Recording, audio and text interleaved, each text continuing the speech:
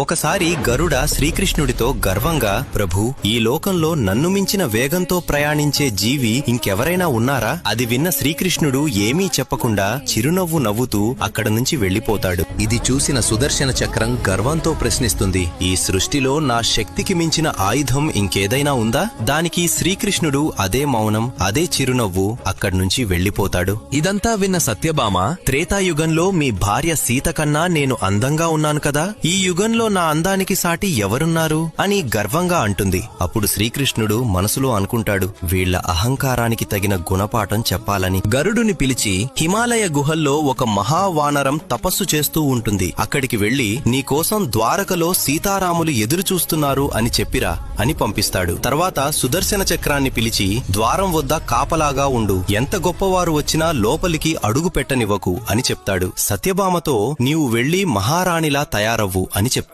గరుడ హిమాలయాలకు వెళ్లి హనుమంతుడితో శ్రీకృష్ణుడు చెప్పిన మాటలను చాలా గర్వంగా చెప్పడం మొదలు పెడతాడు. ఆ మాటలు పూర్తవక ముందే హనుమంతుడు గరుడ కంటే 1000 రెట్లు వేగంగా దూసుకెళ్తాడు. అది చూసి గరుడ ఆశ్చర్యపోతాడు. హనుమంతుడు ద్వారక చేరుకుని రామునిలా ఉన్న శ్రీకృష్ణుడి ఎదుట వాలిపోతాడు. అప్పుడు శ్రీకృష్ణుడు అడుగుతాడు, ద్వారం వద్ద నిన్ను ఎవరు ఆపలేదా హనుమా? హనుమంతుడు చిరునవ్వుతో, స్వామి, ఒక చక్రం ఆపాలని చూసింది, కాని దానితో యుద్ధం చేస్తే మీ దర్శనం ఆలస్యమవుతుందనిపించింది, అందుకే దాన్ని అమాంతం మింగేశాను అని సమాధానం చెప్తాడు. హనుమంతుడు సత్యభామ వైపు చూస్తూ, స్వామి, ఈ చెలికత్తె ఎవరు? నా సీతమ్మ తల్లి ఎక్కడ ఉంది అని అడుగుతాడు. ఇలా శ్రీకృష్ణుడు, గరుడ, సుదర్శన చక్రం, సత్యభామ గర్వములను ఒక్క హనుమంతుడితో సమాధానం చెప్తాడు. జై శ్రీకృష్ణ అని కామెంట్ చేయండి, జై బజరంగబలి అని రాయండి.